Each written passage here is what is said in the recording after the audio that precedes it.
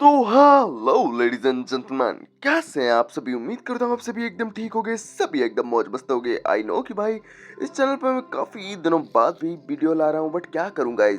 यार मेरे इस चैनल पर दो स्ट्राइक लगी पड़ी है एंड एक और स्ट्राइक और मेरे इस चैनल का भाई खेल खत्म हो जाएगा। और मैं ऐसा बिल्कुल भी नहीं चाहता, बट मैं ये भी नहीं चाहता कि भाई मैंने इतनी मेहनत से इस चैनल को इतनी आगे लाया है, भाई इसकी रीच डाउन होती रहे। इसी वजह से भाई मैंने जैसे जैसे कर हिम्मत कर एक न्यू एनिमे सीरीज को स्टार्ट करने जा रहा हूँ, जिसके कि अभी तक 3 एपिसोड आ चुके हैं एंड मैं जल्दी उनको भी कवर कर दूंगा, जिसका कि नाम है dad is a hero, mom is a spirit, I am a reincarnator. Well ये सीरीज ऑफ कोर्स आपको काफी ज्यादा पसंद आने वाली है, तो फिर एंड तक जरूरी देखना।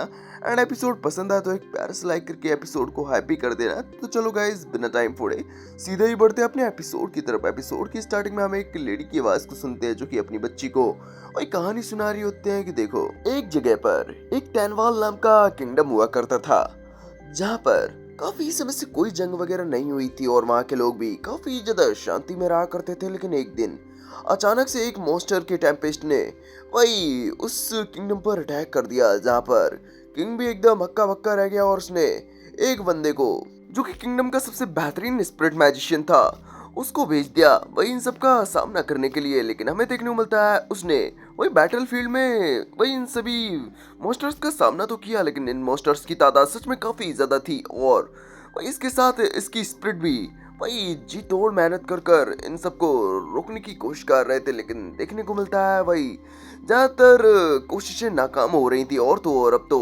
वही हमारा स्पिरिट मैजिशियन भी काफी बुरे तरीके से इंजर्ड हो गया था, लेकिन फिर भी वो हार मानने का नाम नहीं ले रहा था। इसी वजह से उसने अपनी स्पिरिट से कहा, वेल तुम्हें मेरी चिंता करने की कोई जरूरत नहीं है, मेरा जो हाल होगा वो देख लिया जाएगा, लेकिन तुम अपनी पूरी पावर अनलिश करो। हमें देखने को मिलता है वही स्पिरिट को भी इसके बाद होने वाले कॉन्सिक्वेंसेस के बारे में पता होता है, लेकिन फिर भी वो हमारे हीरो को गले लगाते हुए उसकी बात मान चुकी होती है। एंड हमें देखने को मिलता है ये दोनों ही साथ मिलते हुए अपनी पावर को अनलेश करने लगते हैं और सभी मॉन्स्टर्स को एक ही पल में ढेर कर देते हैं। लेकिन इसके कॉन्सिक्वेंसेस सच में काफी ज्यादा ही खतरनाक होते हैं। आई मीन हमारा हीरो बुरी तरीके से एग्जॉस्ट हो चुका होता है एंड वो वहीं पर बेहोश हो जाता है। एंड हमारी स्पिरिट को भी उसकी काफी ज्यादा चिंता हो रही होती है। इसी वजह से वो तुरंत ही हमारे स्पिरिट मैजिशियन को उठाती है एंड अपने स्पिरिट वर्ल्ड ले जाने लगती है।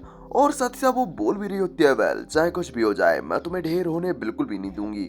और इस सब घटना के बाद किंगडम ने भी उसे हीरो का टाइटल दे दिया और आज के दौर में उसे सभी लोग एक हीरो के दर्जे से नवाजते हैं। और तो और हमें देखने को मिलता है इस घटना को हुए 10 साल बीत चुके होते हैं एंड आज भी भाई हर माँ अपने बच्चे को यही कहानी सुनाती है एंड बोलती है, वेल हम लोग तो अभी भी उम्मीद करते हैं कि हमारे हीरो सुरक्षित होंगे एंड वो जल्दी ही यहाँ पर वापस लौट आएंगे। हमें देखने को मिलता है यहाँ पर एक हुडी पहने पर्सन भी होता है, जो कि अपनी बेटी के साथ होता है। वहीं वो बेटी भी अपने डैड से बोल रही होती है, तो डैड आखिर वो हीरो कब लौटने वाला है। वेल ये हुडी पहने पर्सन कोई और नहीं बल्कि हमारा हीरो ही होता है, जिसका की नाम रोवेल होता है। वहीं रोवेल भी एकदम मिल पड़ा होता है कि बेटी यार पब्लिक प्लेस में तुम्हें ऐसी बातें नहीं करनी चाहिए, अभी के लिए इन बातों को जाने देते हैं। हमें देखने को मिलता है वो तुरंत ही एक स्नैक्स वाली शॉप से वही कुछ स्नैक्स वगैरह खरीदता है एंड तभी देखने को मिलता है वहां पर एक और बंदा आ जाता है, जो कि वही स्नैक्स खरीदने आया होता है। लेकिन तभी उसकी हल्की सी नजर हमारे रोवेल पर पड़ जाती है एंड यार वो भी एकदम मिल पड़ा होता है कि कहीं आप लॉर्ड रोवेल हैं क्या।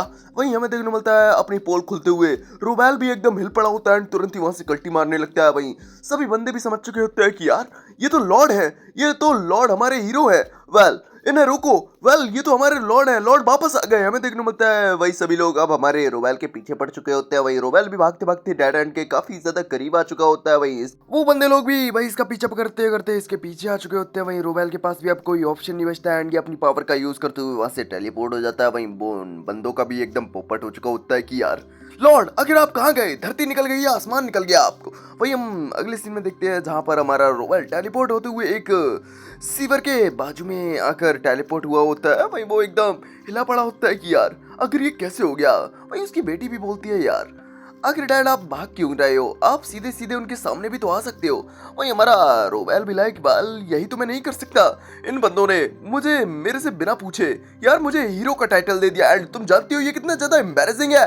वही बेचारी एलन भी क्या करती, वो भी अब शांत हो चुकी होती है एंड वो अपने डैड के बारे में बताने लगती है। वेल अभी अभी जिस बंदे को आप देख रहे हो इनका नाम लॉर्ड बैनक्रिप्ट है एंड बात की जाए यार ये मेरे डैड भी हैं और तो और अभी अभी जो आपने कहानी सुनी थी उनमें कुछ चीज़ें हैं जो कि अभी अभी नहीं पता है आपको। बैटलफील्ड की फाइट के दौरान मेरे डैड काफ़ी बुरे तरीके से एग्जॉस्ट हो चुके थे एंड इनकी पावर भी काफ़ी बुरे तरीके से वही ख़त्म हो चुकी थी और उन्हें ठीक होने में लगभग 10 साल लग जाते। लेकिन मेरी मॉम जो कि स्पिरिट क्वीन ओरिजिन है वही उन्हें तुरंत ही वही अपने स्पिरिट वर्ल्ड ले आई और उन्हें एक ही साल के अंदर ठीक कर दिया। लेकिन इस सब के दौरान कब इन दोनों को एक दूसरे से वही प्यार हो गया ये तो इन दोनों को भी पता नहीं चला। इन दोनों ने एक दूसरे के साथ पैक्ट बनाया एंड मेरे डैड भी एक हाफ स्पिरिट बन गए। वही बात की जाए वही स्पिरिट बनना भी कोई हलवा नहीं होता। इसी वजह से मेरे डैड को वही अपनी पावर्स को कंट्रोल करने के लिए ताकि वो ह्यूमन वर्ल्ड में कोई तबाही वगैरह ना बचा दे वही इसी वजह से उन्हें काफ़ी तगड़ी ट्रेनिंग करनी पड़ी एंड अभी भी वो हल्की फुल्की ट्रेनिंग कर ही रहे हैं। वही बात मेरी की जाए मैं तो भाई इनकी बेटी हूँ जिसने कि इनके यहाँ 8 साल पहले जन्म लिया है। वेल बात की जाए इसके अलावा भी मेरी एक और आइडेंटिटी है। वेल मैं एक रिगार्नेटर भी हूँ जो कि एक दूसरी दुनिया के जापान नाम की जगह पर वह एक साइंटिस्ट हुआ करती थी एंड मैंने काफ़ी सारे मटेरियल्स पर रिसर्च भी किया और तो और मैंने काफ़ी सारी चीज़ों को इन्वेंट भी किया है। वेल मुझे ये चीज़ें काफ़ी ज़्यादा पसंद थी लेकिन ना जाने कैसे भाई मैं टपक गई एंड अचानक से भाई मैं इस दुनिया में जन्म ले लिया। सच बताऊं तो मुझे भी इस बारे में नहीं पता है लेकिन जो भी हो मुझे मेरी सारी पुरानी यादें याद हैं एंड शायद इसी वजह से जब मैं 2 साल की थी मैंने अपनी पावर से कंट्रोल खो दिया और तो और मैंने काफ़ी बड़ी तबाही मचा दी। इसी वजह से यार मैं और मेरे डैड अब भी ट्रेनिंग से गुजर रहे हैं। वहीं देखने को मिलता है रोबेल अभी थोड़ा उदास होता है कि यार मैंने नॉर्मल ह्यूमन के सामने अपनी टेलीपोर्टेशन की पावर शो कर दी कहीं इससे कोई गड़बड़ ना हो जाए। वहीं उसकी बेटी उसे दिलासा देने लगती है कि डैड भाई अगर आप इसी तरीके से छुपते रहोगे तो भाई ये बिल्कुल भी ठीक नहीं होने वाला, आपको अब सबके सामने आ जाना चाहिए। वहीं ये जो लोग जब ये बातें कर ही रहे होते हैं तभी अचानक से इनके पीछे एक बंदा आके खड़ा हो जाता है कि रुको ये तो वास्तव में लॉर्ड रोवेल हैं। यानी कि अफवाहें सच थी। हमें देखने को मिलता है रोवेल भी ना जाने क्यों इसी बंदे को देखकर एकदम भागने लगा होता है एंड ऐसा लग रहा होता है जैसे कि हमारा रोवेल भी इस बंदे को पहले से ही जानता है। वहीं अब हमारी वही एलन भी अब अपने डैड को इस तरीके से भागता हुआ देखकर काफी ज्यादा थक चुकी होती है एंड वो तुरंत ही अपने डैड से बोलने लगती है कि डैड क्या आप इस बंदे को जानते हैं? अगर जानते हैं तो आप इससे बात क्यों नहीं करते? वहीं अब हमारा रोवेल भी अब रुक चुका होता है। वो बताता है दरअसल ये मेरा बॉडीगार्ड हुआ करता था एंड इसका नाम है अल्बर्टो। वहीं अल्बर्टो भी बोलने लगता है लॉर्ड रोवेल आपको वापस देखकर मुझे काफी ज्यादा खुशी हो रही है। वहीं रोवेल भी अपनी बेटी की तारीफ करने लगता है कि वेल तुम मुझे तो जानते ही हो तो अब मेरी बेटी से मिलो। वेल ये है एलन एंड ये देखो कितनी सुंदर है ना। वेल इसकी सॉफ्ट सॉफ्ट गाल, इसके सिल्की सिल्की बाल, भाई क्या ही कहने। वेल तो अब मैं सीधा मुद्दे पर आता हूँ, आखिर तुझे मुझसे क्या बात करनी थी? वही हमें देखने को मिलता है अब वो बच्ची यानी कि एलन वही बाजू में ही खेलने लगी होती है एंड ये दोनों सही साइड में बातें करने लगे होते हैं जहाँ पर वही अल्बर्टो बता रहा होता है दरअसल मैं आपसे रिक्वेस्ट करना चाहता हूँ प्लीज आप फैमिली में वापस आ जाइए। ड्यूक एंड बाकी सभी आपका इंतजार कर रहे हैं। वही हमारा रोवेल भी लाइक क्या ड्यूक? वही अल्बर्टो बताता है हाँ दरअसल आपकी बेहतरीन फाइट के बाद वही आपकी अचीवमेंट को देखते हुए आपकी फैमिली को ड्यूक का दर्जा दे दिया गया और तो और अभी के लिए वही फैमिली के ऐड आपके छोटे भाई वही सोवेल बानक्रिफ्ट बने हुए हैं। वही हमारा रोवेल भी लायक फिर तो बहुत बढ़िया बात है, फिर तो मेरे जाने की कोई ज़रूरत ही नहीं है जब कुछ सेटल है। वहीं अल्बर्टो बताता है नहीं कुछ सेटल ही तो नहीं है, इसी वजह से तो प्रॉब्लम है। दरअसल उनकी वाइफ लेडी एंजल बन चुकी हैं। वहीं इस चीज को बस सुनना ही होता है। रोवेल की तो एकदम वॉइस टूट चुकी होती है कि क्या मतलब वो औरत हमारे सोवेल की वाइफ बन चुकी है। अब यार इतना बड़ा कांड कैसे हो गया? वहीं हमारा अल्बर्टो बताता है दरअसल किंग ने हमारी फैमिली को ड्यूक का दर्जा तो दे दिया लेकिन उन्होंने अपनी बेटी का हाथ भी हमारे सोवेल के हाथों में देने की बात कही एंड हमारे सोवेल साहिब भी ज़्यादा रेजिस्ट नहीं कर पाए और उन्हें ना चाहते हुए भी ये सब चीज़ें माननी पड़ी। वही हमारा रोवेल तो इस चीज़ को सुनकर और भी ज़्यादा डिसअपॉइंटमेंट फील कर रहा होता है कि सच में देखा जाए अगर वो लेडी उस घर में है तो यार मैं उस घर में बिल्कुल भी नहीं जाने वाला। वहीं काफी देर से रोवेल की बातें हमारी एलन भी सुन रही होती है एंड वो अपने डैड से काफी ज्यादा डिसअपॉइंटमेंट फील कर रही होती है कि डैड मैं आपकी सिचुएशन तो नहीं समझ पा रही हूँ लेकिन आपको इस तरीके से भागता हुआ देख मुझे सच में काफी ज्यादा उदासी फील हो रही है एंड सच में मैं अपने डैड की इस हालत पर अपने डैड से काफी ज्यादा नफरत करती हूँ। वहीं हमारा रोवेल जैसे अपनी बेटी की ये बातें सुनता है यार उसके वही दिल पर तो काफी सारे तीर वगैरह चल चुके होते हैं एंड वो अपनी बेटी को मनाने लगता है कि बेटा यार प्लीज अपने डैड से नाराज मत हो, तुम जो बोलोगी डैड वो करेगा। तुम यही तो चाहती हो कि भाई डैड अपने घर जाए, वही डैड जाएगा। प्लीज यार अपने डैड से नफरत मत करो। हमें देखने मिलता है यार ये बोलते हुए हमारा रोवेल एकदम बच्चा लग रहा होता है अपनी बच्ची के ही सामने। वहीं अब उसकी बच्ची यानी कि एलन भी अब खुश हो चुकी होती है कि ओके डैड मैं आप पर भरोसा करती हूँ एंड मैं आपसे सच में काफी ज्यादा प्यार भी करती हूँ। हमें देखने को मिलता है अब हमारा रोवेल लपेटे में तो आ ही चुका होता है एंड अब ये सीधे ही अपने घर के लिए निकल चुका होता है। वहीं रास्ते में हमारी एलन पूछ रही होती है वैसे ये लेडी एंजल कौन है? वहीं हमारा रोवेल बताने लगता है दरअसल ये तालिबान किंगडम की वही सेकंड प्रिंसेस है, जो कि किसी टाइम पर मेरी मंगेतर भी हुआ करती थी, लेकिन मैंने बैटल के जाने से पहले भाई उससे अपनी एंगेजमेंट तोड़ ली थी, क्योंकि मुझे खुद नहीं पता था कि मैं वापस आऊंगा या नहीं। वहीं एल्बर्टो भी बताने लगता है पहले वो एंगेजमेंट भी उसी का रचा हुआ एक जाल था, एंड यही केस हमारे सुबैल साहिब के केस में भी हुआ। जैसे ही वो ड्यूक बन गए यार, उस लेडी ने उनको भी वही एंगेजमेंट का प्रस्ताव रखवा दिया। हमें देखने को मिलता है इन सब बातों को हमारा रोबेल काफी ध्यान से सुन रहा होता है। वहीं अब हमारा एल्बर्टो थोड़ा इमोशनल हो चुका होता है कि 10 साल बीत चुके हैं, आखिर आप स्प्रेड वर्ल्ड में इन 10 सालों में क्या कर रहे थे। वहीं हमारा रोबेल इन बातों का कोई जवाब नहीं देता। वही वो सीधे सीधे बोलता है, वेल तुम चाहते हो कि मैं एंजाइल को हमारी फैमिली से बाहर धकेल फेंकूं, यही ना।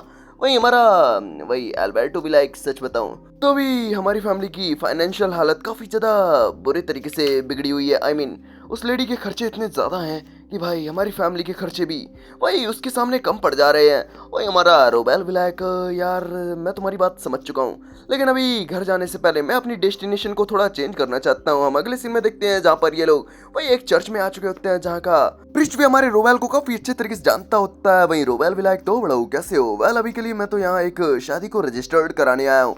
वैसे देखा जाए तो मेरी शादी पहले ही हो चुकी है, लेकिन फिर भी ऑफिशियल वे में वही मैं यहाँ शादी रजिस्टर्ड कराने आया हूँ।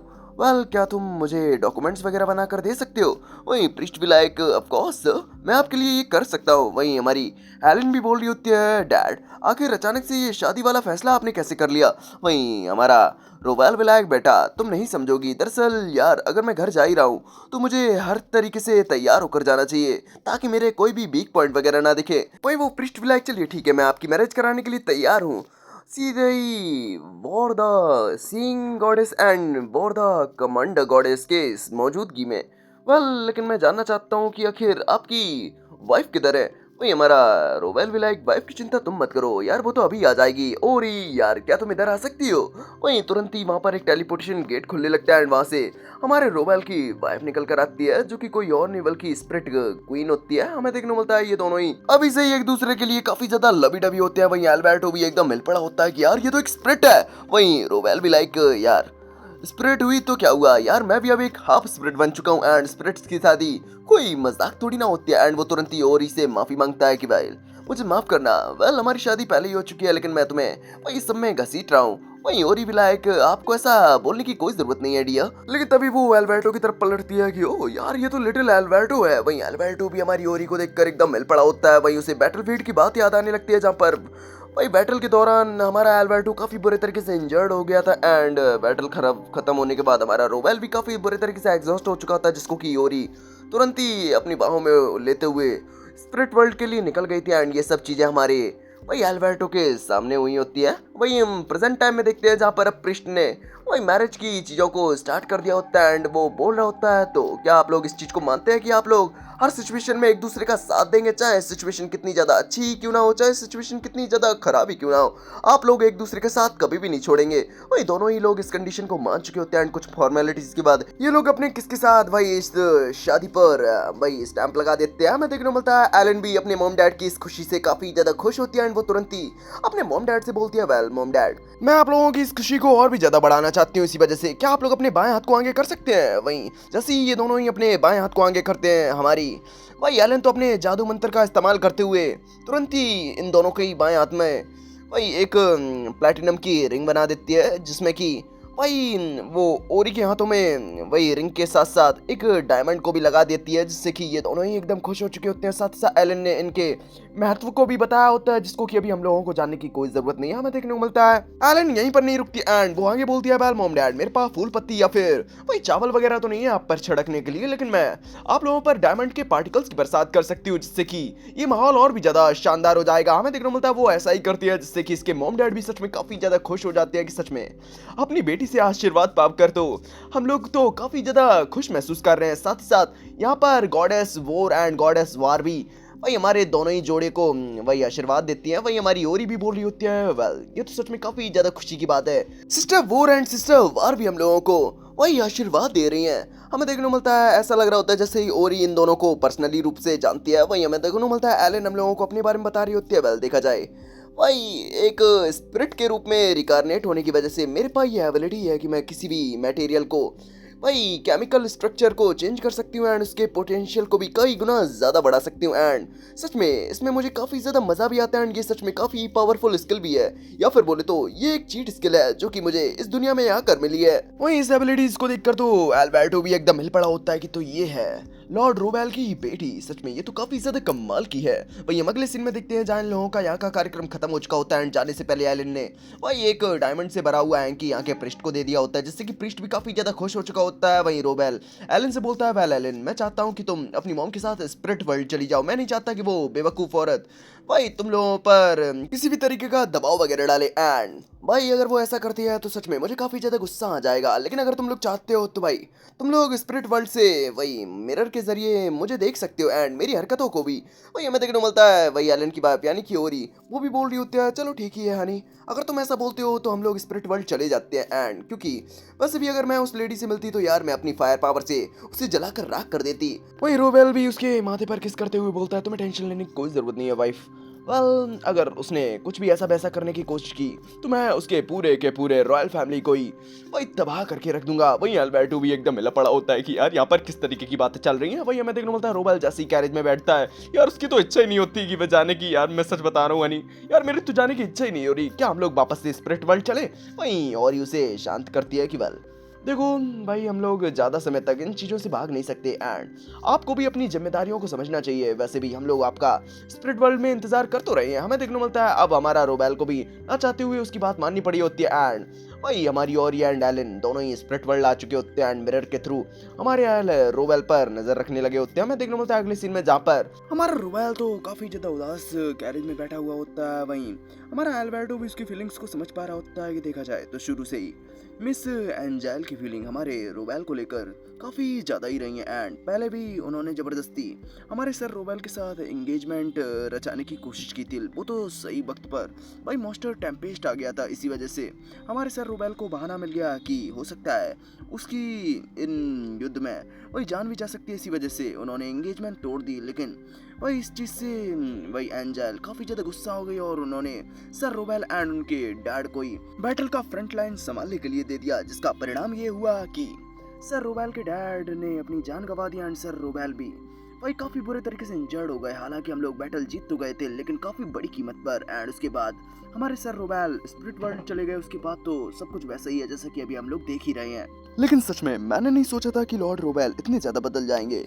वेल शायद से उनके साथ स्पिरिट वर्ल्ड में काफ़ी सारी अच्छी चीज़ें हुई हैं। हमें देखने को मिलता है वो ये सब चीज़ें अपने मन में सोच रहा होता है, तभी देखने को मिलता है काफ़ी सारे बंदे लोगों को भी पता चल चुका होता है कि हमारे हीरो वापस आ चुके हैं। इसी वजह से वो सभी हमारे रोबेल के कैसल के बाहर ही हमारे रोबेल का स्वागत करने लगते हैं। वहीं रोबेल को भी इस चीज़ से खुशी हो रही होती है एंड वो भी अब अपने कैसल के सामने कैरेज से उतर चुका होता है एंड सभी का शुक्रिया करता है उसके इतने गर्मा गर्मी वाले स्वागत के लिए। एंड वो भी कैसल के अंदर जाने लगता है जहाँ पर उसके काफ़ी सारे बटलर स्वागत करते हैं एंड जैसे ही वो अंदर आता है हमें देखने को मिलता है एंजल तो यार भागते भागते वही हमारे रोबेल के पास आने लगती है। लेकिन हमें देखने को मिलता है उसका भारी भरकम शरीर वही इतनी ज़्यादा फुर्ती को हैंडल नहीं कर पाता एंड वो धड़ाम से वहीं जाकर गिरती है। वही हमारा रोबेल भी एकदम हिल पड़ा होता है कि यार अबे यार ये हाथी का बच्चा यहाँ क्या कर रहा है, अरे आखिर ये है कौन। वही बटला बताता है, वेल ये आपके छोटे भाई लॉर्ड सोबेल की वाइफ भाई लेडी एंजाइल है एंड बस इतना ही सुनना होता है। भाई रोबेल के तो एकदम हालत खराब हो चुकी होती है क्योंकि यार हमारे रोबेल के मुताबिक ये पहले जितनी बदसूरत थी ना उससे अब कहीं ज्यादा बदसूरत हो चुकी होती है। वहीं ये भी भाई बिल्कुल भी हार नहीं मानती एंड हमारे रोबेल को बार बार हस्बैंड कहकर उसे हक करने की कोशिश कर रही होती है। वही हमारा रोबेल भी अपनी तेज फुर्ती का इस्तेमाल करते हुए बार बार साइड हट जा रहा होता है एंड ये बार बार नीचे गिर रही होती है। हमें देखने को मिलता है वहीं दूसरी तरफ ओरी तो भाई इसकी इतनी बेकार हरकतों से काफी ज्यादा गुस्सा हो रही होती है। वहीं उसकी बेटी उसे शांत करने की कोशिश कर रही होती है। वहीं ओरी बोलती है, देख बेटा जरा गौर से देख ले इस लेडी को, ये हमारी अब तक की सबसे बड़ी दुश्मन है एंड इसका तो गेम बजाना पड़ेगा। और गाइस इसी सीन के साथ हो जाता है अपना ये एपिसोड यहीं फिनिश। वैसे आप लोगों को ये एपिसोड कैसा लगा है कमेंट में जरूर बता देना। पसंद आया एक प्यार सा लाइक कर देना, चैनल पर नए अभी तक सब्सक्राइब नहीं किया फटाफट चैनल को सब्सक्राइब करके बेल आइकन को ऑल पे सेट कर दीजिए, जिससे मेरे न्यू एपिसोड न्यू अपडेट्स का नोटिफिकेशन आप लोगों को पहले से पहले मिलता रहेगा। गाइस तो गाइस अब तो अड्डा भाई मिलेगा तुमसे नेक्स्ट एपिसोड के साथ, तब तक के लिए बाय बाय, ख्याल रखिए अपना।